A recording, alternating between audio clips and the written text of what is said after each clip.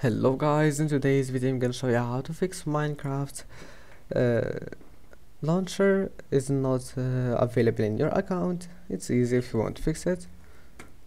First click here and type task manager, click on it, and now just make sure to close all the applications that you don't need like Google Chrome, and that's it.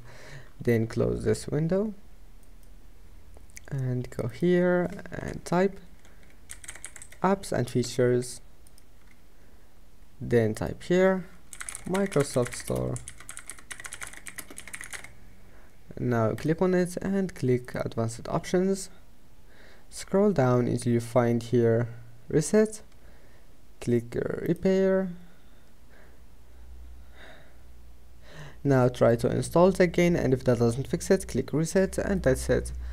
After that you need to log in again to your account and then restart your PC, and that's it. Don't forget to like and see you in the next video.